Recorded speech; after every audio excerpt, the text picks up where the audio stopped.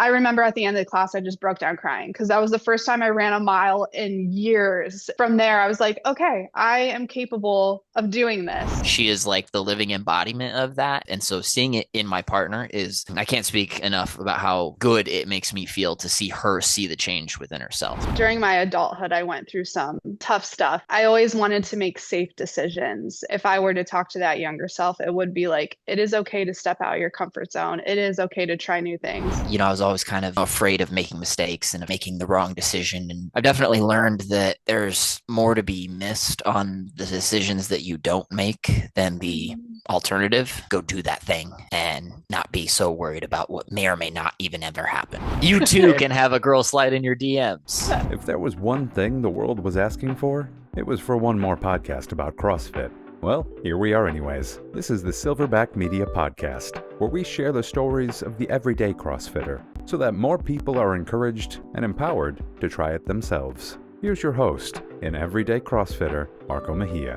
What is happening, Silverback Media crew? Welcome back to the Silverback Media Podcast, the podcast for you, the everyday CrossFitter. My name is Marco Mejia. I'm a CrossFit Level 2 coach at CrossFit North Scottsdale in Scottsdale, Arizona, and my two guests today are live here. I'm doing a little bit of a live intro today.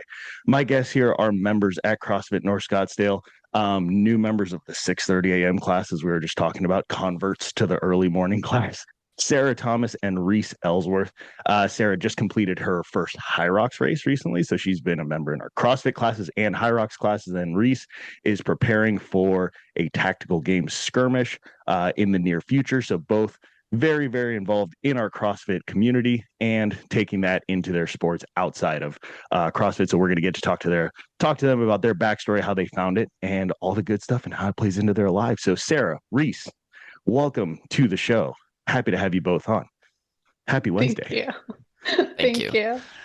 All right, Reece, we were about to do this before, but now we get to do it live. So Okay. Reece, show me the ghost flavor that you're drinking today. What do you got? It doesn't blur. I got grape crayon. Welch's grape Welch's. crayon. Oh, sweet. All right, I got the Ghost America Pop. Yeah. Oh, Ah, that sounds that's a good. good OG flavor. So I've had on I guess you would call her an energy drink influencer. That she has her own podcast, so she's been on here before, and then I've been on her podcast a couple times. But she does like the majority of her content, primarily on Instagram, is energy drink reviews and stuff. So we always compare flavors and things like that. I think she's a fan of the Welch's grape flavor. I'll have to send you her account info after this, where she can get some good deep cuts on the energy drink circuit. I love it. I'm always a try everything once kind of guy. I used to work at Vitamin Shop, so it was like I got to try Ooh, the new thing all the time. So there you yeah, go. There you go. Sarah can attest. She'll be like, "You hated Yeah. that flavor. Why did you do that?" Yes. Sarah, are you diving into that too, or are you letting Reece handle the No, energy drink consumption? he is all energy drinks. I'm coffee. Like I am Coffee. obsessed with coffee. Oh yeah. Like Oh, I there we I go. love it. Energy drinks, I'm like, hit or miss, but coffee all day, every day. What's your go-to coffee order? So I don't like sweet drinks. So it's Okay. usually just like an iced Americano or a cold Okay. brew. But then at home every morning I have like the Lion coffee, the Hawaiian coffee, and it's a vanilla macadamia. Oh, it's so, so good. Ooh. Yes, Oh, that yes. I sounds look really forward to it good. every morning. It's so delicious. There's So yeah, something that's about just my an obsession. okay, fair enough, fair enough. I'm a little bit of both. Yeah, it's I'm a coffee person, but then when the time is right, you got to pop a can of Yeah. the good stuff, right? The feel good Yeah. juice, as I like to call it. So, all right, last question before we get into both of your stories, just because we are in the middle of the open, 26.1 last week, both of your legs recovered somewhat from that, from the wall balls, box jumps, all that good stuff. So now with that behind us, I want to hear both your predictions on what's going to come up this week. This episode is going to come out, just for people listening. This episode will come out on Friday. So by the time people are hearing it, 26.2 will have been announced. We are recording this on Wednesday. I have the timestamps to prove it. So we don't know what the workout is yet. So if we nail it on the head, this was recorded before Dave announced it. So give me your predictions. What movements do you think we're going to see this week? You can Oh go first. no. Oh, I have no idea. I just know it's going to be something probably awful. Maybe snatches. I don't know. I just like Ooh. kind of go into it, say a little prayer before they like release it, and then I'm like, oh my God. But I don't know. I just feel like it progressively just gets even more technical. So who Yeah. knows? Yeah. Usually that I'm first week is just a burner. Yeah.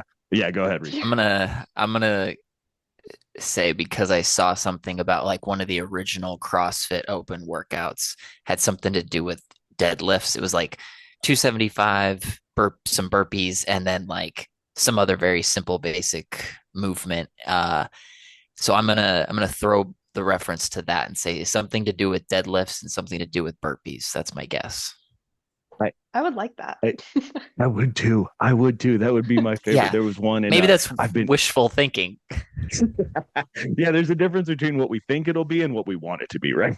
Yeah. I'm Mhm. like, give me a one rep Mhm. max deadlift like every week. That would be great. Yeah, that would be awesome. That would So be awesome. I think there was one in 2022. That's still one of my favorite open workouts. It was 1 to 10 and then back down to one of deadlifts and bar facing burpees. I think the guys' weight was 225. I think the women's weight was 155. I think. Yeah. And it was like a 10-minute cap, like very aggressive. Yeah. It Oh, was a I lot of like fun. Quick. that though. I would, yeah, Yeah. I would do that 100%. Totally be fine All with right. that. Maybe if that one doesn't show up this week, maybe the three of us organize something where we can just go do that Yeah. one just for fun. Yeah. Fine with me. Works Agreed. for me. Oh, sweet, it's a date. Okay. So now let's get into both of your stories. So I like I like to just kind of hear where people come from in the at the very beginning, right? So Reece, maybe we'll start with you. I'm curious for for both of you guys. Reece first. What kind of stuff were you getting into growing up, playing sports, uh, getting into activities, running around causing trouble? Actually, we just kind of talked a little bit about it the other day in class, right? We did. What your sport of choice was growing up. So yeah, go ahead. Yeah, so I grew up from the time I could walk. I picked up a plastic bat and a plastic ball and was playing on the tee in the living room, playing baseball, and got into basketball as I got older and was able to actually, have enough strength to get the ball to a 10-foot hoop and then, developed into that. I was always a smaller kid. And so football wasn't really something that I enjoyed watching, but I was like, I'm gonna get smoked out here. So I'm gonna use my speed and, play basketball, play baseball. So yeah, I grew up playing those two sports. And yeah, I grew up playing primarily shortstop and then some second base, and played in high school, didn't play in college. And played some of the rec leagues in college, which was always fun. But when I got into college, not playing in a group or a team setting kind of felt weird because it's at that adjustment period where you got to figure out. I love fitness and I loved being active. What do I do? So I kind of found my way into the gym as like my regular routine of not really knowing that awkward. I don't know what to do when I get into the weight room kind of thing, and so I always kind of was just trying to figure something out. So I just did the standard push, pull, legs kind of rotation as the bro lifts, you know, get added in there. But and then I tried some CrossFit classes like here and there, but didn't really. This was again late 2000s, 2010s. So CrossFit was still, I think, somewhat developing in that time frame.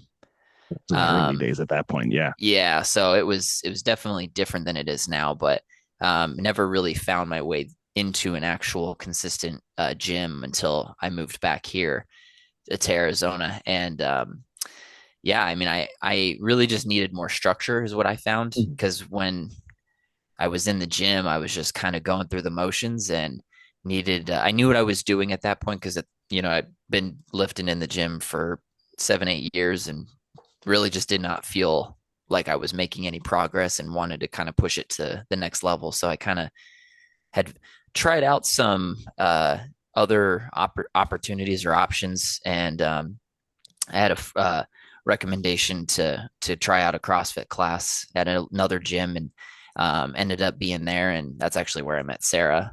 And Oh, nice. yeah, so we not to like dive into a different path of storytelling, but like I kind of like saw her like the first class I was there, and I was like, huh, she's all right. But I can't really take too much credit. And again, maybe we'll get into this later, but like, I can't take any credit for reaching out or taking any moves because she's the one who reached out to me. So, I'm Ooh, there we go. never gonna try to be the one to say that I made the first move. So that was all her. But no, I mean, back to just the upbringing into CrossFit. Yeah. So I think the first workout we ever did together at that gym was a vested workout, ironically. And it's the first and only time I've ever thrown up in a workout. And I'm like, all right, this might be for me. If this is pushing me into that level of like, oh, I need to push it to that next level. Like this is for me. So that's kind of where it ended up. But yeah. That sounds like a great first impression too, right? The first Yeah. workout you two did together. I don't know if she knew that I did though, No, because I yeah, didn't. yeah. Wait, is this the first time you're hearing that, or you just found out later? No, I found out later. He Oh, was okay. must have been very discreet about it because I had no idea. But those classes were rough, so I understand. I'm actually surprised I never threw up because there were some days where I was like, "Oh my gosh," like Oh, but that is yeah. amazing, and yeah, you're definitely kind of fun. That was a question I had in mind. I was curious how you two met, so I'm good. It's Mhm. glad we kind of got that, and we'll come back to that because I'm curious how that took off from there. But no, Reece, I'll have another question for you about one piece of it later on. But Sara, I want to hear your kind of same question, right? Like, what were you getting into Mhm. growing up, sports wise, activity wise? Maybe take it up until about that same point, right? Timeline wise, like where you and Reece ended up meeting at that gym, right? So yeah. Yeah. What were you getting into? Well, my story is going to be short and sweet because I didn't do any sports or anything growing up, so I was very unathletic. So I think it was my early 20s where I decided, hey, I want to start working out, get into the gym, learning basic movements. And one of my old coworkers, who is now like one of my best friends, she had a background in kinesiology, so she's like, hey, I'll train you at my apartment gym. So that's kind of where I started. I would just go meet up with her, we would work out together, and then from there we kind of jumped to different gyms, just kind of try to see what we liked. We would go to boxing gyms and just like the traditional mountainside fitness, and we eventually found the gym that I met Reece at. And so I was there, I can't remember if it was like 2018 or 2019, and I was there for a few years. But that's kind of how I got introduced into the CrossFit world and then those Nice. movements. And yeah, I was loved it, going like 5 to 6 times a week. And yeah, it was great. It was definitely a challenge at first, just like learning all the movements and getting into something totally different, especially since I was still new to like working out. Um, but it opened up, this world of CrossFit, and I have met a lot of great people and made a lot of great friends just through the CrossFit community. So it's been pretty cool. Yeah. Okay. What a curiosity question though. Okay. So you said Yeah. you weren't athletic or anything growing up, but you had to have been into something. What was Sara doing? You were just sitting around Sara, doing nothing. oh God. Sara was a little bit of an emo girl. So I liked the skateboarding and the music. That's what I did growing up. So not Wait, really could into you the still sports skateboard right stuff. now if we got you a Oh board? God, no, no. No, I had okay, a okay. longboard and everything, but no, no, I couldn't. That's behind That's you. Got it, that's got it, got long gone. Still love the it. music, but not the skateboarding. So So you're probably if you like the emo music, you might not be a big fan of the music that I play. I love the music that you play. I Really? love Okay. it. Yes, All I right. do. I Oh, definitely I was do. like, goodness gracious, because I know I like that music, but I know there's probably a lot of people that are like, I don't know that I'm into that. I just play it because there's, for the most part, no bad words. I've Yeah. had some interesting situations with that in the past, like Oh people yeah. bling their kids to class, and then it's let's say a rap or a hip hop playlist, and you're like, ooh, these are Every other not word. the clean Yeah. versions of Uh, these songs. Yeah, this is it's like love this song, need it to be clean, can't change it now. Yeah. Yeah. so, so then I guess question for both of you, because you both kind of had an interesting turning point. Maybe is a little bit dramatic, but like kind of early 20s. I mean, Reece, you mentioned it when it was when you kind of were getting into college, right? You weren't in the team sport environment anymore. Sarah, you mentioned it was kind of like in your early 20s where you both realized that, hey, I want to get kind of focus back in on fitness. Sara, in that case for you, it was really your kind of first time focusing on fitness, right? Reece, more for you was kind of getting into that, but more on your own versus in a team setting, right? I'm sure you were familiar with the gym and workouts and stuff from playing sports, but that's a group aspect of it. So what was was there, and Sara, let's start with you. What was the thing that pushed you to refocus on that at that point in your life where you were like, "Ooh, I got to do something here"? Was there anything that happened, or just like something that for you that pushed you that direction? Well, growing up, I think I was in seventh grade when I first started having issues, but I was having a lot of issues with my knee to where it would dislocate. And um, I think around this time, like I was fine for a little while. I went to physical therapy, everything was great. But I think around this time where I decided, okay, I need to make a change, it had happened again. And I just told myself, I want to get stronger. I want to do things to where I can, support my body and make sure that I'm healthy to where I'm not having bigger issues in the future. And that's kind of where it stemmed. And so, like, having my coworker help me train, and then I got into like doing spin classes and all kinds of different things, and then from there it kind of opened up to this world to like other things, so like the boxing and then the CrossFit, and I would see these women and I'd be like, oh my gosh, like they're so strong and powerful and amazing, and I want to do that. And I think that's what got me into the CrossFit world, just seeing the CrossFit games and seeing them on social media. And yeah, that's kind of what had happened for me to realize, like, hey, I want to do something different. I want to challenge myself and, you know, try the CrossFit community and see what happens. And I fell in love with it. So Yeah. And that makes a ton of sense. I mean, having the knee issues, like you said, growing up and wanting to, feeling like, okay, let me develop the strength around this, right? To try to, stave that off or mitigate that as much as possible. So exactly. I didn't realize that. Yeah. So no, that Yeah. makes a ton of sense. And then next thing you know, the floodgates open once you see the CrossFit world, and you're like, oh, Yes. okay. So Exactly. Reece, you kind of mentioned that too around getting back into the gym once you got into college, right? You weren't playing more you were still playing like kind of rec leagues, but you weren't in like the organized baseball at that point anymore, right? Right. For you at that point, because in college, that's a tough time to be like, hey, you know what I'm gonna do? Figure out a workout routine, right? So Yeah. what was the reasoning for you and at that point to keep that as a part of your life?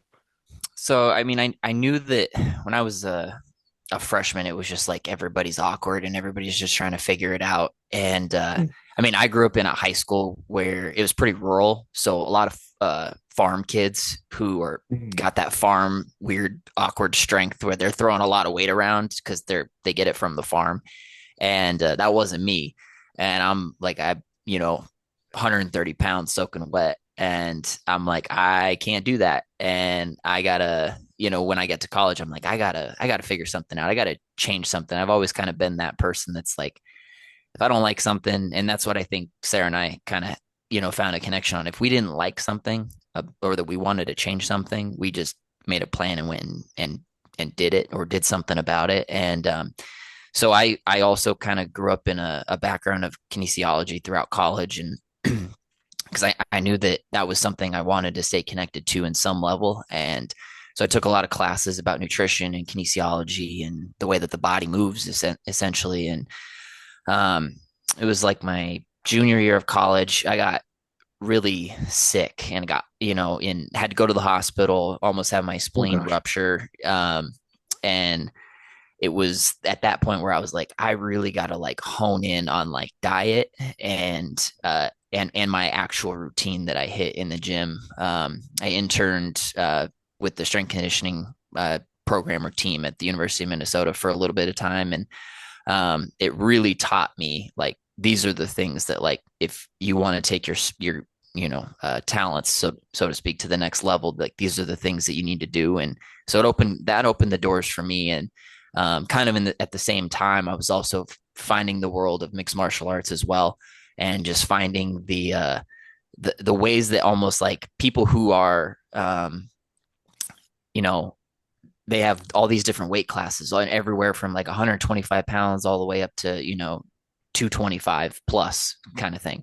And it was just amazing to see all the things that these people or these athletes could do with their bodies at whatever weight class they were in, and what they could do with those abilities. And so that was kind of also where I was dabbling a little bit with CrossFit, because I was honestly just trying anything and everything to see what I could do to kind of better myself. And then that's when, at kind of around that same time, where several years in, I found my way into a consistent CrossFit routine, and found that like this is this will give me the tools to do other things that are not just limited to a bench press, a squat, and a deadlift, kind of meant like that's talking about earlier, the bro lifts of like, the trifecta, so to speak. And so, yeah, I just really was finding that itch for also being in that community environment as well. Cause like Sara said, there's so many amazing people that we've met in this community that you don't really find everywhere. Like you find it in a martial arts gym a lot of times, cause you're in a team environment. It's a singular sport, but you have to have another person to practice with more often than not. And I really enjoyed kind of the journey that I've taken to kind of almost like transition out of, the baseball, basketball, team sport world, and found a way into a singular team environment, which is why I've found such a knack in the CrossFit mixed martial arts world. So makes it. Did you ever fight or train in mixed martial arts too? not like I've never had any fights or anything, but I started out in Taekwondo and then moved my way into some boxing and some jujitsu as well, but nothing like crazy intense or anything like that. Gotcha. I'm mostly asking just to make sure. I'm like, I might need to be extra nice to Reece from now on, because I tell him, hey, Reece, I need you to get a little lower on that squat. Next thing you know, I'm in a rear naked chokehold sleeping on the ground, right? No.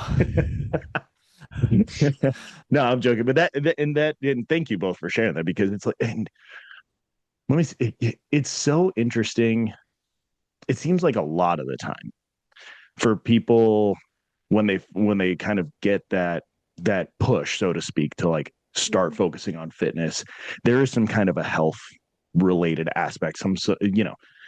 Again, not to be super dramatic, but just for lack of a better term and saving time, it's a rock bottom ish type of thing, right? And it sounds like both of you had something like that. It just was a lot younger than it was for most people, right? Like Reece, for you, what you said, it was your junior year of college. You had that, where you got sick, and Sara, even maybe around that time or earlier, you said you grew up with the knee issues, right? So you guys had that, just it happened to be early on, which set you up for what is potentially a long lifetime, of fitness and focusing on that.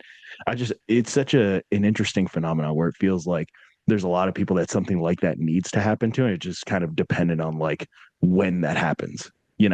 I wish it wasn't that way. So but everything happens for a reason, and that's what kind of hopefully that can drive you to be a better version of yourself, is kind of a cliche thing to say, but I say this to people that I come in conversation with all the time about, like, being a part of a community, or being a part of a fitness community specifically.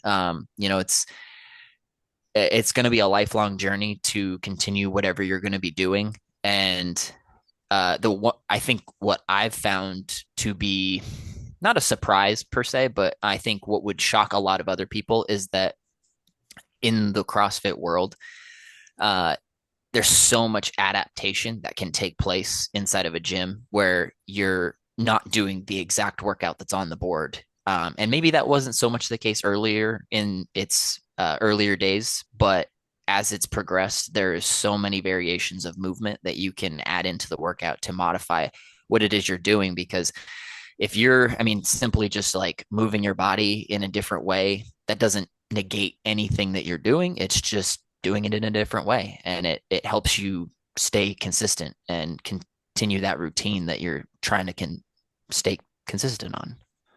Yeah, absolutely. I think there's definitely been an evolution over the course of time, right? And I think you said that you found it initially like kind of in the late 2000s, early 2010s, right? Yeah. Where that time, granted, the level of athleticism and capacity of the people doing CrossFit at that time compared to now, right, was at a point where there was probably just less movements that people were capable of doing. So now as the kind of capacity overall has increased, I'm just kind of, this is a theory, right? As the capacity of everybody overall across the community has increased, the level of creativity to find different ways for people to access those movements has bumped up as well, right? I like to tell people like, hey, the access you have to scaling options is somewhat limited to the creativity of the coach that's in your class, and most coaches are really freaking creative. Depending on what gym you're going to, there's not many that you're going to walk into these days that you're going to be like, hey, I don't have a ring muscle up, I don't know, just picking a random one, and someone's going to be like, well, that sucks, and then just walk away and let you leave you to your own devices, right? Like there's so many different tools that people have access to now, whether it's coaches. Social media obviously has been huge for that, right? Just to give people the ability to still be in that same class setting, still get the same feel of the workout, even though it's going to look very different. I mean, our classes are, very similar. How you guys, that class on Monday, right, where we had 20 people in there, and it was toes to bar, squat snatches, and biking. Like there was a lot of different variations of things going on there. Yeah. And everybody was getting a really darn good workout and getting pretty much the exact same feel by the end of it, Yeah. And that's one of the beautiful things about it. So, okay, so let's kind of get back. Sorry, I just went on a little mini rant there. Okay, let's bring it back. This is about you guys, not about me. Okay, so now you're both in CrossFit, right? And you meet at the gym in class. Was this already in Arizona? Yeah. This was in Arizona. Okay, gotcha. So you meet at the gym, and I mean, Reece, you mentioned it earlier that Sara, you made first contact, right? Yes, I did. So how did that, I mean, just you don't have to go into details, but like, okay, you see Reece and you're like, hey, what's going on with that guy over there? I'm sure it's a little bit nicer than that, but like, how did that how did that come to be that you guys, eventually kind of see each other and then turn it into something? So at our old gym, we usually the coach would go around, and when there was new people in class, they would kind of go around and say everybody's name. So we did that, and that's how I first like noticed Reece. And so from there, I think we maybe went to a couple classes together, and then he kind of like disappeared for, I don't know, what was it, like a month he disappeared? I can't remember. His work schedule was crazy. Yeah. And then our classes, they would fill up like super fast. So if he couldn't get into a class, it was just kind of like, okay, well, it's not working with my schedule. Go to the next one, whatever. So since I hadn't seen him for some time, I decided to DM him on Instagram because one of our coaches at the time would have like fight nights. So he would have his projector out in the backyard. We would watch the UFC fight.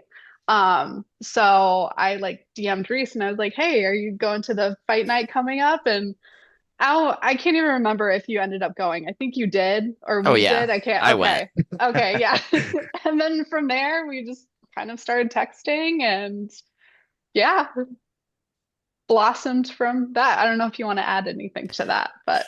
No, that's pretty much what happened. I just remember that it was kind of funny because we had planned like a date like 3 weeks in advance from the time where we had initially started talking. And then there were some really bad forest fires that had cropped up, and we were planning on going somewhere north in Arizona. And this was with the gym at the time, right? Like the whole gym was gonna go. I can't remember. I just know that it might actually. Yeah, I think it was. It was like Fossil Creek or something like that. And the whole national forest was shut down because of the fires. And so we kind of made our own, like, we're like, well, hey, 3 weeks is a little too far. You want to like, scoot that up a little bit. And so we ended up taking a day trip to San Diego, and I'd never done just a down and back San Diego trip before. But I'm like, well, this is going to give a lot of car ride time to get to know each other real well. And we're going to figure it out if we do not like each other. This is either going to be super awesome or super awkward. And my coworker at the time gave me some cards that were basically like I don't even know what you call them, like kind of like Can't remember what they were called. But they're you like, ask each other questions, and like they're like, relationship Prompt cards questions. almost. Yeah. Yeah. yeah. And I'm like, these are fantastic. Everybody who wants to try to date somebody should pick up a deck of It these was cards because awesome. it actually like lets you, if you're being honest, it can get like to a place where you're like, oh, I understand this person, who this person Hmm. is, and like if we have compatibility or not. And Hmm. I'm 100%. It was like right out of the gate, like, okay, she's all right. I like her. It's like, this is gonna be all right. Wait, Yeah. so Yeah. was it like, I just have to ask about these cards Yeah. Mhm. because to bust them out, it's like, so this is your first date, was a day trip to San Diego Was it our ish, first, first ish, it was early. second, No, I or think it Second was date, our yeah, okay. second date because our first date we ended up getting pizza and we took it to a park and we were like talking for like 3 hours, something crazy. We are just like eating pizza, talking and just enjoying each other's company. And so from there, instead of doing the hike, we were like, oh, hey, let's just go drive to San Diego. And everybody thought we were crazy because it was literally just a day trip. We're like, drive up that morning, hang out, and then drive back. But to this day, it was like the best day ever. I loved it. Well, I had that's so much awesome because fun. Yeah, it Phoenix was to good. San Diego, that's what, like a 5 or 6 hour drive, something yeah, like Yeah. it's that, like right? five and a Yeah. half hours one Yeah. It's way, a and lot of then car time. He yeah, was tired That's a after that lot of because he car did time. all the driving. Oh, that is so cool. That is so cool to Yeah. hear. So then, okay, so then you have that, right? You go through, and did this deck of cards, did it have like funny questions in there too, or was it all like, oh what's yeah, the meaning of life to you, Yeah, I like think it was serious a question, or was it mixture. a it was mixture? a Okay, good, because yeah. Yeah. Yeah. 10 hours in the car is a long time if it's all like, what's the meaning of life? What do you believe in Yeah. type of questions, right? That's a long time. So Yeah. That would be emotionally exhausting. yeah, it's no kidding, right? Especially, I'm sure Reece, you trying to drive answer those things. So no, so okay, so then you both survive the day trip, right? Hmm. More than survive, you thrive through the day Hmm. trip, right? You Definitely. come back, and then now you're I'm sure probably trying to go to class together Hmm. as much as possible, as much as you Hmm. reasonably can, right? Yeah. Um, and you're both a couple years into CrossFit at this point, right? Yeah, I would Um, say for me, I would say, yeah, a couple years. Okay, yeah, I would say five about consistent. I mean, 5-ish years. 5-ish years, yeah, give or take. Okay, what? How much did that change what you appreciated about CrossFit, that you guys were doing that together as your relationships developing, but also you have this, where you met each other, and kind of the cornerstone of it was fitness based, right? Like, Mhm. how did that help maybe your, I guess, level of commitment to staying in CrossFit, since that was just another way for you guys to be able to see each other through that time as your relationships building up. Reece, you kind of perked up there as I was asking that. Well, I'll be honest, like she's a morning person and I am straight up not a morning person. So 6:30 is like I love her so much. And we are showing up.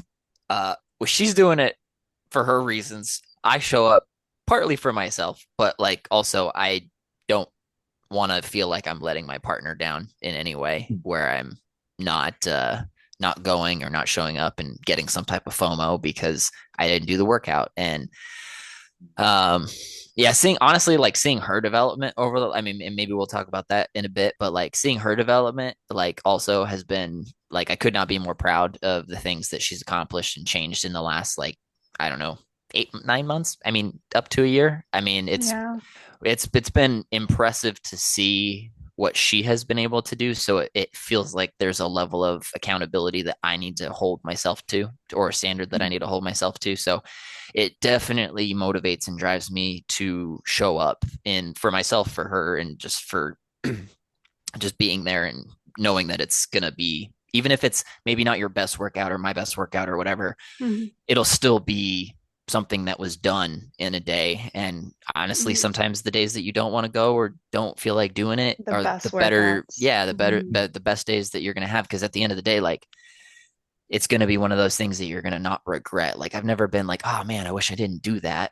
So Hmm. yeah. Exactly. Sarah, that's a great answer. Really, really well put, Reece. And yeah, Sarah, what about you? Is like, what, how did having this kind of developing relationship kind of change your or impact your relationship with CrossFit? We'll say. at Silverback Media, we believe the world is a better place with more people involved in CrossFit. And big part of that is making sure that these stories and this podcast continues to spread so others can hear it and know that they're capable of doing it too. A big thing that you can do to help with that is to make sure to hit that follow button, hit that subscribe button on whatever platform you're listening on, whether that's Apple, Spotify, or YouTube. Go to Instagram, follow our account at Silverback Media. That's the way that we can make sure that this thing continues to spread and we get more people involved doing CrossFit. I'd really appreciate it if you did that. And now let's get back to the episode.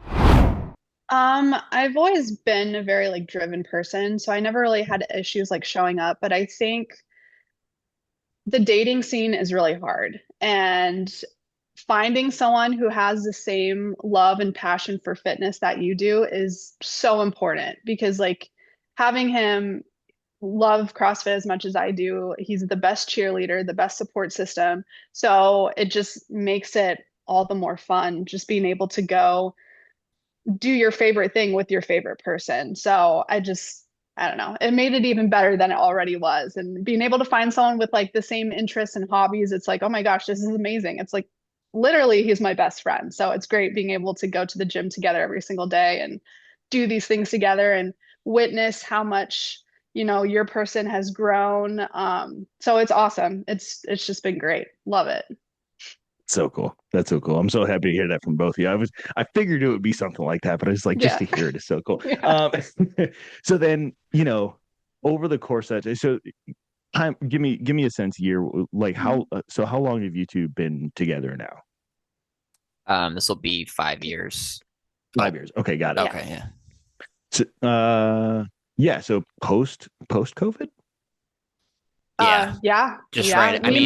We met in 21. So yeah, it was just after mid-ish. Yeah. Okay, got it. Yeah. Because I was curious if there was anything with that kind of impact. I mean, if it was afterwards. So then where in there did you guys when was it that you guys ended up moving to CFNS?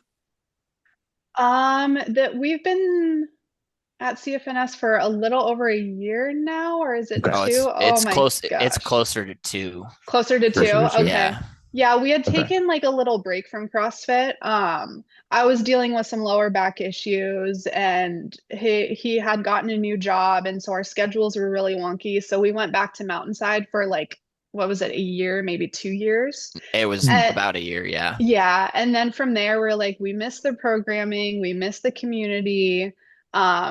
Traditional gyms are great, but sometimes it's like figuring out the right time to go to avoid, the influx of people. So at that point, we're like, hey, So we're like, hey, let's look around, let's see what we can find. And then literally just typing in like CrossFit North Scottsdale or CrossFit Scottsdale, you guys had popped up. So we're like, oh, great, let's try it. And then from there, we were hooked. Like, I remember us taking the first class and we looked at each other. We're like, all right, we're signing up. We're doing this. Yeah, we signed up like next day or day after or something in that realm.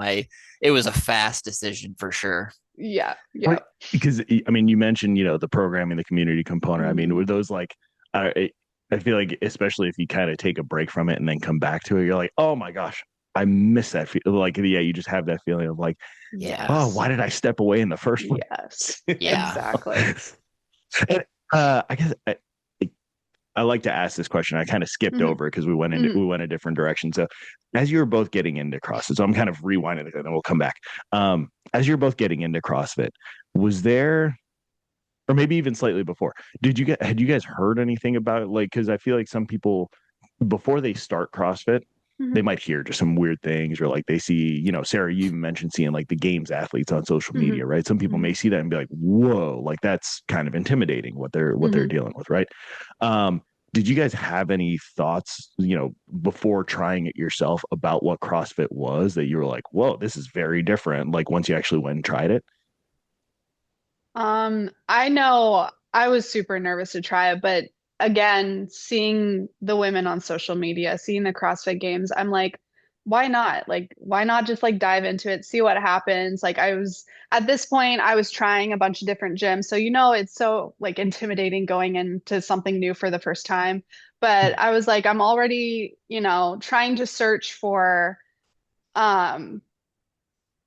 something that I want to do fitness related, whether it's just the traditional weightlifting or whether it's like a boxing gym or like an Orange Theory. And so at that point, I was super intimidated, but also I kept telling myself, just try it once. And if you don't like it, well, at least you tried it. So that's what it was for me.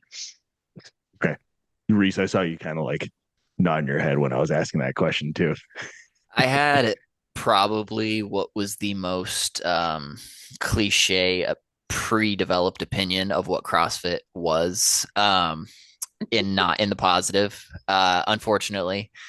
But I also try to be very analytical when I'm making any type of decision where I take the pros, cons, and anywhere in between. And I think I got pushed a lot of information on the timeline, so to speak, through social media of like things like, again, this is early development of CrossFit days, where there were things that were happening. And again, this is me taking my knowledge that I had learned through college that like, I don't know if that's the best way to do this, or that, because I think the cliche thing you hear is like the form's always really bad with CrossFit and things like that. But I'm like, yeah, but like, I don't know. Like, there's something kind of impressive about them being able to do, X, Y, and Z lifts, pick and shoot, choose whatever you want for whatever the motion movement is. So like, let me just like continue to monitor the situation, so to speak, and kind of see how things change. And like we kind of discussed earlier, like the development is crazy in that it's really only limited by your creativity. And that's where it kind of was like, I feel like the things that I'm starting to see are really beneficial for the application into just either your regular everyday life, or like if something happens, if you know what hits the fan, like, are you going to be ready to handle whatever comes across your way, which is what kind of led me to the tactical games, but that's a different story.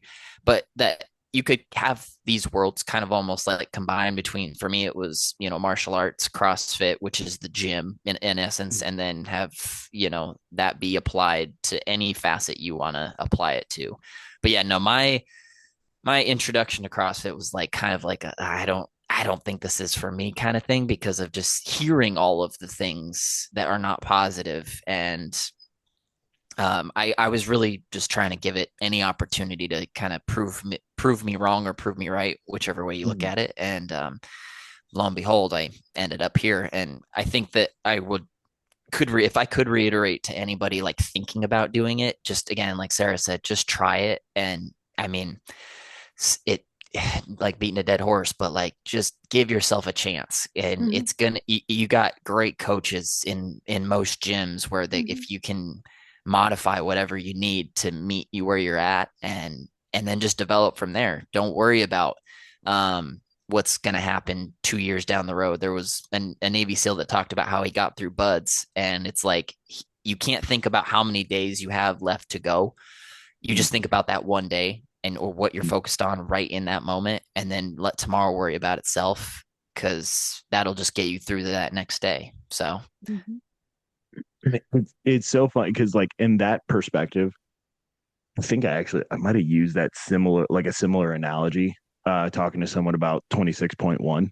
Like especially like getting into like the 66 wall balls. It's like if you think about I have to do 66 wall balls now, you're just gonna mentally wreck yourself. But if you think like, all right, let me pick the ball up, let me do like 10, right? Let me just focus on these 10. And what I love about CrossFit amongst so many things is that there's those lessons like that you learn in the middle of a workout or the open, right, over the course of 3 weeks or over a cycle of something, right? You can very easily take that and be like, oh, not only does this apply in the gym, but I can apply this to work life, to family life, to anything else that I have going on outside of the gym, right? And I've never really found that through any other method of training. I don't know why, but and maybe it's just the wide variety of types of workouts, types of movements, that it just forces these different kinds of ways to think about things and different ways to approach things. And then you're like, oh, wait a second, but I can take that and I can apply that out here too. And now I can, go improve this other aspect of my life too. I mean, it sounds like, I'm assuming you both have kind of had similar experiences to that too, right? But that's been one of the coolest parts about it. And Reece, you mentioned something in there. You said you're a very analytical person, and Sara, I vaguely remember your day job. You're a, data. It was like a data Hmm. analyst or something like Hmm. that, right? Yeah, Okay, yeah, we got some yeah. analyzers later on. We're gonna have to talk about you both and getting your L1 because you both would love it. It is so analytical Oh, but that's it's pretty like cool. yeah. It basically, I'm just gonna spare it, everybody listening, but basically, it drives home the fact, and Reece, this is kind of actually ironically a part of what you were seeing too, right? Of like the preconception about about what CrossFit was compared to what it is, and really the foundation of what drives the results behind CrossFit. It's a math equation, right? Intensity, right, which obviously we are very well aware of the term as it relates to CrossFit, but intensity from the way CrossFit defines is it's a math equation. It's power, it's output, it's can I move more load in less time over a larger range of motion, right? Or over a similar range of motion.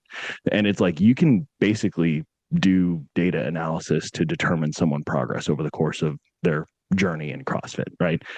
So just hearing that, and then Sarah remembering That's back to that, I awesome. think it was way back when we talked. I'm like, I think you both would really enjoy that if you dove into it more. so, That's pretty so dope. That's awesome. we will table that for another time. So as you were both getting it, so you both kind of had, you know, Reece, you mentioned you kind of had that initial view of it before you started, you tried it, right? And then that started to change. Sara, somewhat similar for you, right? But you were at a point where you're like, well, look at these people that are doing these amazing Mhm. things, these women that are doing these amazing things. Why not, right? Was Mhm. there something, maybe it was like, was there an exercise that you saw somebody do in those early days when you started that you were like, whoa, holy crap, how the hell did they do that? That it just kind of like pushed you to be like, oh my gosh, I got to figure that out. Like, what in the world is going on? Oh gosh, for me, it's like almost all of them. I mean, there's some I still haven't figured out, but just like seeing the women do the muscle ups and just the barbell snatches, and I don't know, there's just something so awesome about that. Just seeing these women go out there and crush these workouts, and it's so inspiring. And yeah, it's just so like even to this day, just watching that stuff, I'm like, wow, they're like role models. They're women I look up to because when I look at, a type of person that I would like would like to embody or be like, it's those women because just their strength and just their dedication and their drive, it's so cool and it's, what I want as well. So yeah, that's what I look at and I'm like, this is so cool. So Just seeing what's capable. Yeah. Yeah, Reece, mhm. go ahead. I don't know if it's a movement per se for me. I think for me, it's always kind of been it kind of throwing back to what I was talking about with martial arts, where it's the almost like your body weight to the ratio for how much weight you're moving or how much you're the load that you're fighting against kind of thing. Because if you're somebody who only weighs 170, 180 pounds, but you're moving a weight that's 3 to 4 times your body weight, because in martial arts, people talk about pound for pound weight, who's the best pound for pound, fighter. And I kind of think there's sort of a similar argument that you could probably, or, conversation you could delve into in the CrossFit world of like, you have like the strongman competitions and you have like the Ronnie Colemans of the world, so to speak. But then you have and I want to say you said this on maybe your podcast at one point where you were talking about essentially like, oh, or maybe you made a reel. I think I laughed at that because it was something about how, you know it was like the person who's doing CrossFit is moving X amount of weight so many times over a certain amount of reps or for that weight. And then the comparison was like, well, yeah, but like this person's doing, 600 or 700 pounds.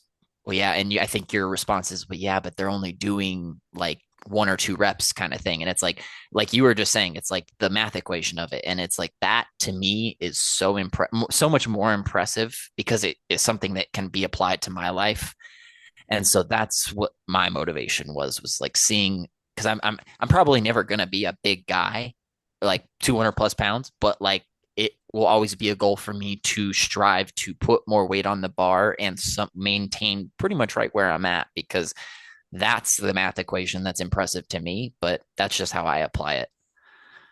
Makes a ton of, and I, as you're saying, I remember the one, I think it was when Colton Mertens, when he squatted 570 Yes. Yeah. at the Yeah. games last Yeah. year, which Yeah. is on its own wildly impressive, right? And it was Yeah. like a, I don't know, I think framed it as like a, bad arguments on social Yeah. media or whatever. And it Yes. was like, then a Yeah. power lifter was like only 570, whatever. And it's like, Yes. yeah, but he's also running, whatever speed. And then the marathon people were like, yeah, but Uh-huh. that's not even that fast. That's Yeah. that's exactly what it was. I love that because I'm like, I want to be able to do all those things. And that's Yeah. that's what's motivating to me.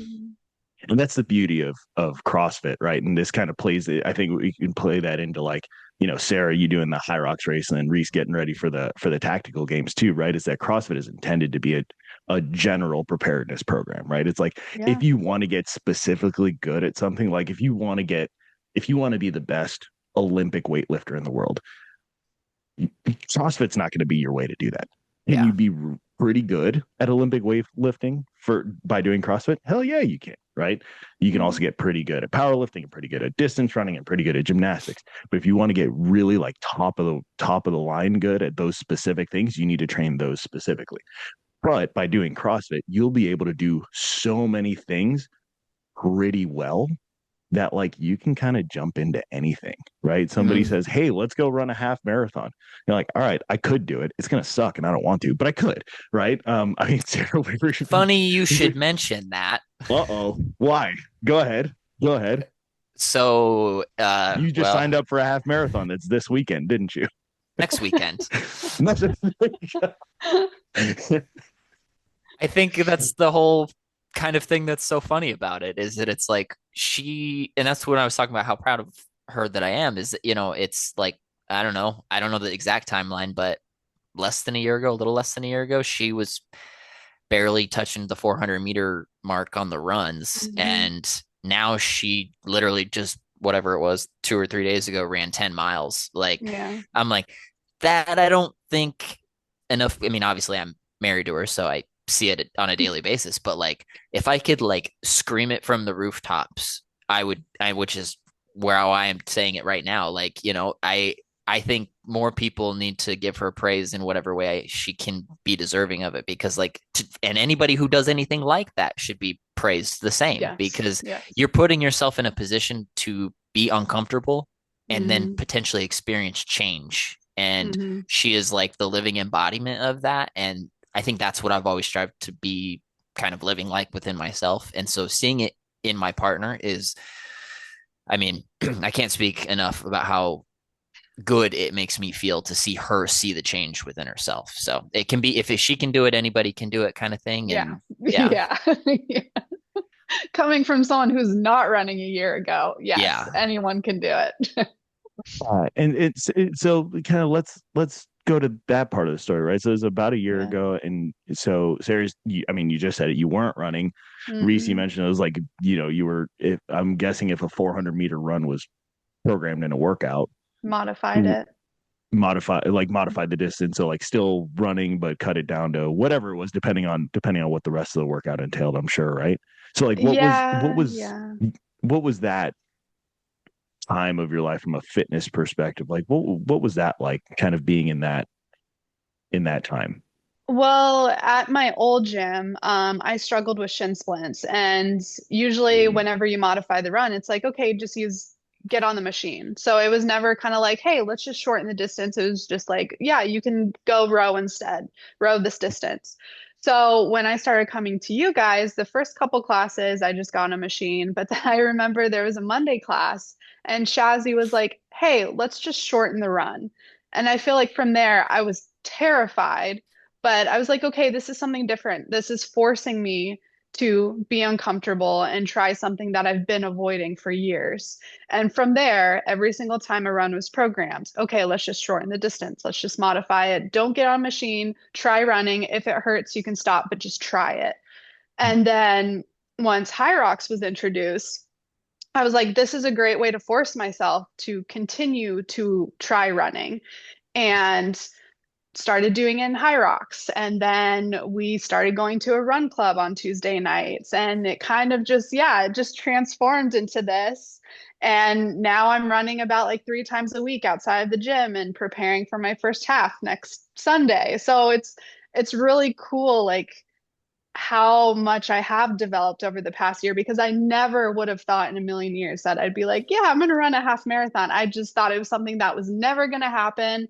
But doing these Hyrox classes with Rocky and then the run club and then making friends with people in the gym who love to run outside the gym, it's just kind of like, I don't think I'll ever truly like love running, but I have learned to appreciate it and it's really cool to see what my body is capable of. So, yeah.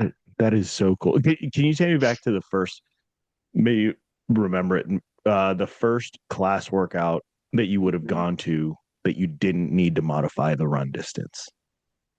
Um, I can't remember how long ago it was, but I think Rocky was coaching.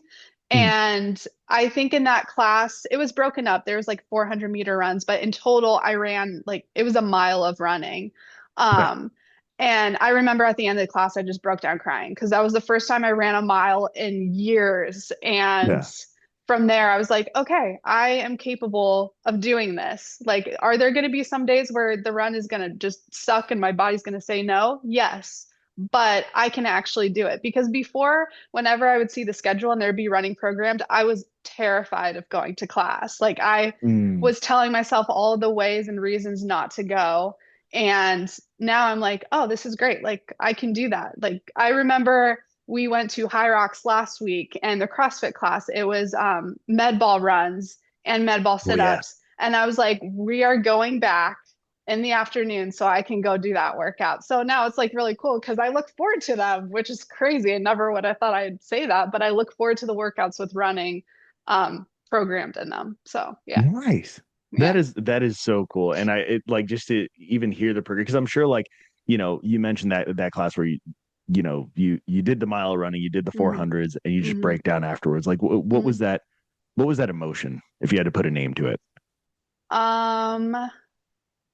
I think I was just like super proud of myself. It's because I even after the Hyrox competition, I broke down crying and Rocky was there too.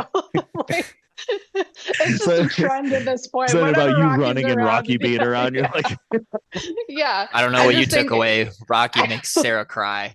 yeah, no, but I am so clipping yeah. that for Instagram, Rob. But no, I was so proud of myself. It just doesn't feel real sometimes. I'm like, even with running the 10 miles last weekend, I'm like, wow, I actually did that. Like, really? So yeah, it's pretty freaking cool. And I'll ask you both this question, and Mhm. Reece, you were kind of alluding to it already, right?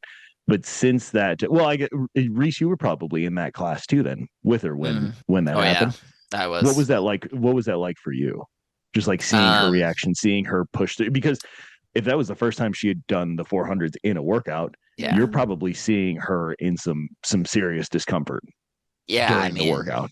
definitely. I don't know. I think for me, there's a lot of like routes that I could take this because I think I appreciate when people are vulnerable in their moments of like being honest about how they feel about Mm, something. And like the other element to that was that like I feel like that I was the other element that I was proud of her for was like just being real. And I'm somebody who, when you get to know me, like I wear my emotions on my sleeve. Like I let people know like this is the way I feel about something. And so seeing her, who I feel like she's more quiet and reserved, and she doesn't let her emotions show. And so seeing that side of herself, just like let her experience it in like almost in real time, and being kind of externally like honest and just letting it go is always I appreciate that response from somebody, whether it's my wife or a professional athlete who's got a moment doing whatever it is that their event is and that they're being real. That feels it's not acting. Which I think a lot of people get caught up in the social media world of like Hollywood and all that kind Mhm. of stuff. And like so sports for me has always kind of been that like get the greatest ability to show expression in we're artists, and that seeing that side of her was very, I don't want to say fun, but like I'm like, because I know she's crying for a good reason, and that Yeah. she's being truthful about the way that she feels. And I think, Mhm. I don't know, that's for me is always an enjoyable moment because it makes me feel good for that person. So seeing other people enjoy themselves is always good. I I I feel like and maybe it's the sports background, but I get that same feeling too. Like, and it's funny, like what the Olympics were a couple weeks ago, right? Yeah. Mhm. So you see someone who, and I mean, if we're being honest about it, right? The Winter Olympics, most of those sports are not exactly ones that people really follow outside of that Mhm. two Right. weeks every 4 years, right? Other than So hockey, to that might be it. Mhm. yeah, hockey and somehow curling, but even then, but Curling. but you see those people that they've been working literally for 4 years and realistically their entire lives, and someone ends up on the podium or get I think no, there was one moment, even it was watching the speed skaters, and there was one, I think it was an American woman. It was like her first time making the Olympics, and she was on the track. It was like the first qualifying round, and as soon as she crossed the finish line, she like took a couple seconds, and like, they have those like weird bodysuits or whatever. She like kind of pulled her hood down, and she looked up in Yeah. the crowd and then just broke down crying. And it was like not even for I don't even think she made it to the next round, but it was almost that moment of like, holy crap, look at what I just did. And it, Yeah. like, Yeah. Yeah. Sarah, that's the moment you had, right? Was like, holy crap, Yeah. Yeah. I did it. Like, Yeah. look at me. That was awesome. Yep. And it's just like this overflow of like, you can't even begin to really put, I mean, I know we're trying to here, right? But it's hard Mm-hmm. to put to words what that really feels like. So to hear that, thank you for sharing that. And I mean, that's Yeah. such a cool story. And I'm gonna have to let Rocky know that she made you cry too. Jeez, goodness gracious. Oh my gosh, that so okay, so there's that experience that you have, right?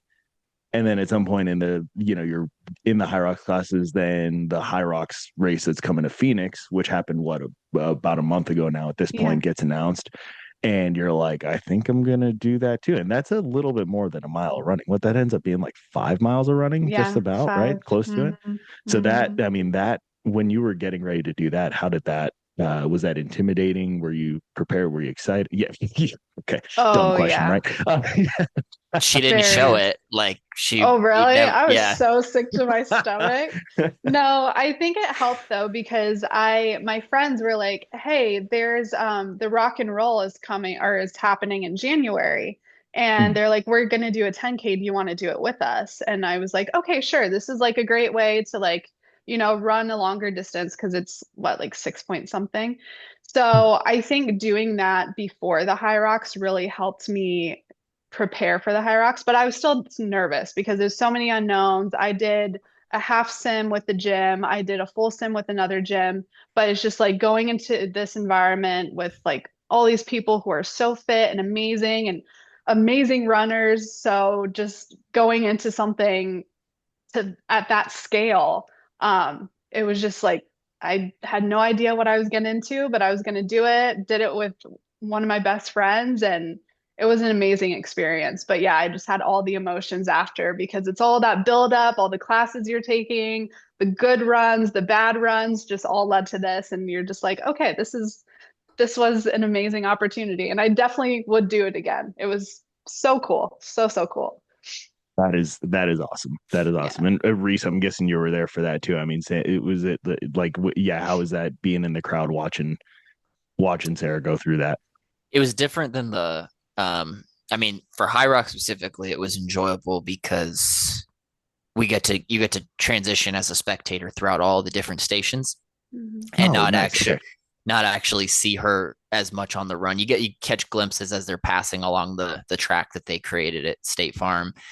But in the actual events themselves that were the movements, it was, I don't know. I felt like I've never been like an official coach in anything, but I felt like must be what a proud coach feels like because like I'm like her husband, but I'm also like with her along this journey as well. And she asks me questions about things like, what would you do in this situation? Or how do I recover better with these things? And she asks you guys at the gym, those same questions for, whenever I don't have the answers. And, or she Googles it, and she's so like dedicated to this. It was like seeing her do it. I got to throw in a little bit of like a shout out to the Seahawks for winning the Super Bowl mention, but interesting time to do that. I'm curious what the connection here is. It's like, let me just plug the Seahawks real quick. Yeah, I mean, any chance I get. When you prepare for the Super Bowl, as if it's like every day, or you play every game or every rep or whatever it is that you're doing, and you treat it like it's the Super Bowl, when you get to that actual event, it's like, this is just another day. This is just another wall ball. This is just another clean. This is just another sled push. This isn't like, oh, wow, this is Hyrox. Like, this is happening, and there's all these people watching. And some people are like not super comfortable with the spotlight. Some people are not super comfortable with eyeballs on them. And that really, like, that the jitters or the nervousness really kicks in. And like watching her perform and just like kill it, it was like she was so unfazed. And I don't know how, if you really feeling in the moment and you just locked in. I didn't see it. I mean, you just looked like you could have just started to just do it again and like done the whole thing all over again. But that's just me witnessing what I'm seeing, but I know that the internals are different than however you're showing it externally. So it's like that. It was the analogy of like the duck paddling on the water, right? It's like above the water, everything's super calm and chill, but under the water, it's like chaos of the feet pass. It sounds like Sara, you got a little bit of that in you, right? Where it's like, all right, I can keep it together on the outside, at least while the thing's going.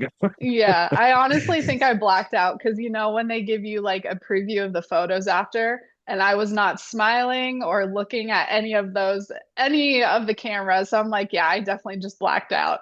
We're just in the zone. Yeah, just totally in the zone. But it's good. It was great. It made it go by fast. So that's all. That's great. And that's super cool to hear. And it sounds like soon, somewhat, right? You'll get a chance to have essentially reversed roles. And Reece, you're going to have a tactical games skirmish. I think you said coming up. Was it April that you said that's coming up, right? And then so Sara, you'll get to watch Reece out on the competition floor, even though it's not really a floor, right? Yeah, it's just like out in the sand somewhere. Yeah, in the dirt. Competition dirt. Yeah.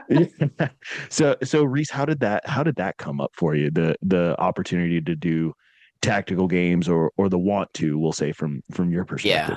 There's a lot of different reasons. For me, I grew up shooting. Mostly it was just like air rifle or BB or whatever. Nothing larger caliber as far as firearms are concerned. But I always just found that there was a kind of a people find it in running, people find it in like their meditation, but for me, like shooting longer range or longer distances was something that always kind of like calmed me, because it was a lot of breathing work that you have to take into account in between longer placed shots. And so that was kind of like my initial start in that. I was like, well, there's got to be something that I can do. And ironically, this is kind of like has this been happening for a long time, finding the tactical games? No, by and large, grand scheme of things, it has not been happening for that long period of time. So other people who are smarter than me have put together the resources to make this happen. And Coach Jen at the gym, she got into it. We have some friends as well that also were getting into it, because we're like, oh, we live in the right state because they host some of these events here. And so it kind of, as luck would have it, like these things just kind of almost fell in my lap, or it fell in my lap. And I'm like, oh, that's something that I gotta look into. And because it combines the world of shooting and I don't want to say CrossFit specifically, but athleticness in general, right? Yeah, athleticness in general, and being able to combine those two worlds. But I'm like, man, I don't have any of the gear. I don't even know the first thing. I mean, I know some fundamental basic knowledge about firearms and whatnot, but just from my upbringing, but didn't know like what are the rules and regulations for, what do I have to have on it? What do I need to carry? What do, all the things that encompass the competition itself. There's a lot of learning and a lot of acquiring of gear if you're not familiar with the sport. So trying to get that just like all squared away was kind of like, oh man, this is a little daunting, but thankfully I've got good people around me, Coach Jen, Pat, a couple other people that we know that are well seated in that community. I'll put it. They have been amazing resources for helping helping figure out a game plan for how to go about competing in that world. So yeah. And how much is so Jen was actually the first guest I ever had on here, so we got to talk a little bit about tactical game stuff too, and how she got into it, it was interesting to hear, definitely, right? And I'm curious, I'm curious for you how being involved in CrossFit for this long is helping you out getting into the tactical games. Almost feeling like, and I'm kind of leading the witness here with this question, right? Like the fitness component of the tactical games, it's a lot less skill work. It seems like a lot more grunt worky, right? Yeah. So how does, like, having been in CrossFit, how has that helped your confidence going into the tactical games, knowing like, all right, from a fitness perspective, probably cover. Yeah, I am definitely, I don't want to say I'm not concerned for any of the things that are that may come up, but kind of like the open, the workouts don't, or the events don't get announced super early.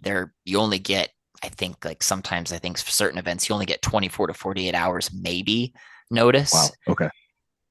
From the way I understand it. And so the fitness aspect specifically, I'm not super concerned about, just due to the amount of variety that I've seen over my 5 years and some change in the CrossFit world. But the piece that is a challenge, and I think, Jen could attest to this, is that when you put it all together, that's the piece. Because when we're doing, if like we're doing cleans today, or, doing wall balls, or, doing a bike erg or a ski erg or whatever it is, you don't have a 20 plus pound weight vest on with also your belt, your gun belt, with your holster, your pistol, your magazines that are filled with ammunition, and anything else that you may have on.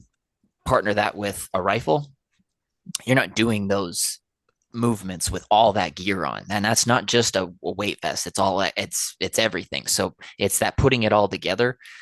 And that's the nice thing about the skirmishes, is that they allow you to kind of almost like trial by fire, so to speak, of being able to put that to the test of like, what do I really suck at? And what do I'm like, okay, I can kind of maybe don't have to focus so much on that. So I know Jen has kind of said it before, where it's like, I suck at this. I'm going to go spend 10 plus hours now over the next couple of weeks honing that skill, because that is something that, again, also can be carried into, your daily life of like, this makes my focus that much better. Cause like I mentioned before, like it's a meditation thing for me. It's blocking out everything, putting the blinders on, and putting, lead on target, and figuring that out. So being able to do that, like, that's where the blending of the two seems really interesting, right? Because like being able to, like you mentioned, being on a range, shooting long range and things like that, there's a lot of breathing and focus and kind of, I don't know, for lack of a better word, peace that you have to find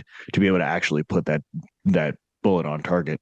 Now you've got to do that after all of the other fitness stuff, the running around, running with the, the added weight, the awkward weight too. Like you said, like a weight vest is added weight, but if you position it right, it can be, I don't want to say comfortable, stable. But it's like, it kind of it's stable, right? Now you've got all this other stuff that's like unstable, and now you're breathing like crazy because you've been running around doing burpees or whatever you've been doing, and now you've got to calm yourself down. Like being able to hone that skill, similar to all the other stuff we've been talking about with CrossFit, like that's something that you can really take into the rest of your life, is being able to find that calm and that peace in the midst of whatever chaos you're in the middle of. There was one thing when I talked, I wish I remember exactly what it was she said, but I was filming her working out afterwards, kind of doing more like a tactical prep because it was like a week before a skirmish that she had. And she was doing a certain exercise and she was doing she was going over something. I don't remember exactly what it was. She might have been doing like burpees and then going over like a yoke. And I noticed that she was going over with the same leg every time. Where like sometimes, if you're doing like burpee step overs or box overs, you might want to rotate just to not get dizzy. So I remember asking her about it, and she's like, "Oh, that's because you have your holster on one thigh, Yep. so you got to go over with the same leg, just because that would like kind of jam into your leg." I'm like, "Oh my god, like that's something you just wouldn't think Yeah. about until you probably get into it in training, and then you're like, oh, oops, don't want that thing digging into my thigh." Quick self-correcting problem that you're going to make an adjustment to not have that happen again. Yeah, exactly. So no, that's really cool, and that's cool to hear the kind of tie in there, and how that how that's looking for you, and for Sara, for you now, you've had the opportunity to be on the competition floor, right, at Hyrox, and have Reece cheering you on and supporting you. So how's that going to feel for you now, being able to do that for him when he gets in the competition dirt, like we called it? I'm so excited. I'm so excited because I see like all of the planning that he's done thus far for this. And there's a lot of planning and purchasing that goes into it. So I know he's like so stoked to finally be able to do skirmish. So it's going to be really cool to be there and cheer him on and just see him doing something that he's been so passionate about. So I'm yeah, I'd like to say that I'm his biggest cheerleader as well. So I'm gonna be like super excited. I'm gonna be there and just cheering him on, and then all of our other friends that are also in the tactical games community. So it'll be really cool to see because there's a couple of friends that we have that do tactical games, and they were at our wedding. So it's really cool to see like how it kind of feels like a small world at the same time. So it'll be fun to cheer everybody on and especially him. So I'm super stoked. I'm ready for April. That is so cool. And hopefully, I mean, I don't know it already feels like it's summer in Arizona. So hopefully in a couple more months, it's not going to be too much worse for you once you're out there. Cause that is going to make it real. That could make it real interesting. I don't know exactly how you train for that. I don't know if you'd like put all your gear on and then throw a sauna suit on top of that, but that also sounds like just a bad idea. Oof. That's one of the reasons I moved back to Arizona was just the heat, because I can't do the cold. So I'm with you. All right with the 110 degrees. I'm with you on that 100%. So no, this has been, and it's so exciting to hear both your story. I mean, I've had the pleasure of coaching you both in a number of classes, right, over the course of time. So to hear how it all came together and everything like that has been so cool to hear. So I've only got one more question for each of you, and I want you to think back on a younger version of yourself that, Reece, for you, maybe it's that version of you that was like still kind of trying to find his footing in the gym, right? College, like leaving the, getting out of the organized sports portion of it, right? And then Sara, for you, it could be any number of things. Maybe it's that version of you that's like, you're dealing with you're seeing, you're having the knee issues, you're focusing on the or wanting to focus on the health component, right? Maybe having come across CrossFit yet at that point for either of you. And think back to what you were going through during that time, and think back on like, hey, if you now, with all the experience you've had, could talk to that younger version of yourself about why CrossFit is something that you would want to get into, why it would benefit you, what would you tell that younger version of yourself? Reece, we'll start with you. Okay.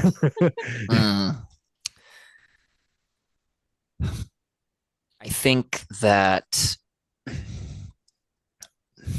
this is, again, I like my cliches, but you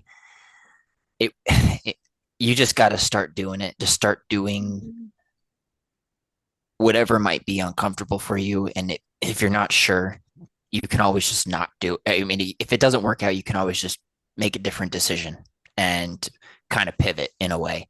I think, and to some degree still, I mean, I'm into my early 30s now, but when I was a kid and when I was getting into college and all that, I was always kind of afraid of making mistakes and afraid of, not working out or making the wrong decision and the regret that kind of comes with the wrong decision being made. But I've definitely learned that there's more to be missed on the decisions that you don't make than the alternative. And I'll go back to what I just said and saying that, like, if you make a decision and it doesn't pan out, you can always pivot to some degree. And you just, like a modification to a workout, you just make a different decision moving forward. And you've learned now, and you gain so much more from experience than you do of like just watching something happen as it passes you by. And to not be so afraid of the unknown, because most of the things that we create in our own head are not real, or those fears don't come to fruition. And that's me talking to myself. That's not me like trying to teach that to anybody. That's me telling myself that every day. But yeah, I think it would just be to that younger version, just to like go do that thing and not be so worried about what may or may not even ever happen. Mm-hmm. Yeah. Yeah, I would say kind of the same, because I feel like during my adulthood I went through some tough stuff, and prior to that I always wanted to make safe decisions and, be in situations where I know that, I'm okay, or, I'm used to this, or it's not something that I'm fearful of. And I feel like if I were to talk to that younger self, it would be like, it is okay to step out of your comfort zone. It is okay to try new things. Because me stepping out of my comfort zone and trying new things, I have experienced so many amazing things in life because I did that. So I stepped out of my comfort zone with running, and I did Hyrox, and now I'm going to do a half marathon. And so I just definitely would tell my younger self that change is okay and trying new things is okay. So You two, I'm fired up. I'm ready to go do maybe not a half marathon. I did one of those. I'd never do that again. But no, those absolutely amazing answers. Thank you both for sharing. Thank you for sharing your whole story, right? Individually, but also together. This has been so cool to hear. So thank you both seriously for coming on for sharing so openly. Any parting words for the peoples? Come to our gym. Come to our gym. If you don't go to CrossFit North Scottsdale, come to our gym. We have the best members and the best coaches, and yeah, it's awesome. Couldn't say more good things about it. So those are my parting words. Yeah, I think if there's any level of like you're trying to make an adjustment in your life, I mean, I think, I don't remember, Sarah, if it was you and I that were talking about, or if it was you said you were talking to somebody else, but oh no, it was Marco. It was you. You were talking about you bringing your mom. Yeah, it was you bringing your mom to try, and you said that this isn't something that she necessarily intends to try to like make as like a consistent thing, but she just wanted to try it. I think that like I don't know. I think that just with anything, like just getting your foot in the water just to start, and then everything else will figure itself out. Like that's kind of life though. Like you're gonna have your awkward phases of anything, and that's even for people who have many years of experience. Like there's going to be things that you don't do well, or you wish you could have done better. And so if you're thinking about doing CrossFit, or you're thinking about changing jobs, or you're thinking about making some level of change in your life, whether it's small or large, just do that. Because yeah, it's I used to work for Nike, so I really try to avoid the phrase "just do it" so much. No, my friends and I always had the JDI just like as our closing remarks to anything or very good. But yeah, no, just for real though. Yeah, just do the thing. And, it's, again, you can always make a different decision later. So Exactly. It is funny that as you were talking through that, I'm thinking just do it in my head. Yeah. And so it's so funny that So if you clip that, I try to avoid that. yeah, if you clip that, put it up or whatever, somebody that I used to work with will probably see that and send me endless amount of JDIs because that was just our running joke. I'll put a swoosh right above your head too. Just exactly. But just as a kind of final tidbit on that, right? Like I remember hearing, and I think it was a quote from Jeff Bezos, and for, people can have their own views about Amazon, whatever. This is not about that, but I mean, the guy is clearly built up a pretty incredible business. Your views on that is separate, right? But one of the things that he said that in terms of decision making that they use is he thinks about like how much information he needs before making a decision compared to how reversible that decision is, right? So it's like, if I can make this decision and realize pretty quick that it doesn't work out and just be like, never mind, we're out of here.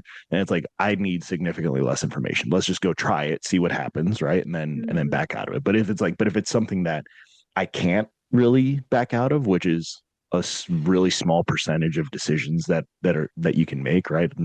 Not too many of the decisions that you make are really, really hard to get out of or impossible to get out of. Then collect more information. But in this case, and I mean, Reece, it's right along with what you were saying, right? It's like, if you think about whether it's trying CrossFit, and I personally have the belief that if people try CrossFit, they're going to realize real quick that they love it. But it's also pretty reversible. Let's say you try it and you don't love it, and you try multiple gyms, you try multiple classes, try out different coaches, whatever, and you're like, you know what, this just isn't for me. You can just go do something different. That's cool. We're still going to be friends. It's all good. I don't think that's going to happen, but it might, and that's okay. And you can change, but give it a shot, right?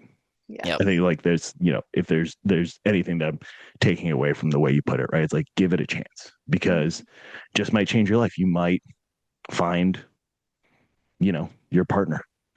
Hey, yeah, there you go. You too can have a girl slide in your DMs. Talk about an intro for Instagram. There we go. I feel like I live my life through clippable moments of like, did that just happen? Nobody's around to see it, so that didn't happen. Cool. It's amazing. Awesome. All right, Sara, Reece, thank you both so much. And with that being said, that is 34 and 35 down, 10,000 to go, and we will talk to you all soon. If you enjoyed this episode, please consider sharing with a friend. To get notified of future episodes, please follow the show on your favorite podcast app so you can continue to hear these stories. For more behind-the-scenes content of everyday CrossFitters, follow on YouTube and Instagram at Silverback Media. Until next time, this has been the Silverback Media Podcast.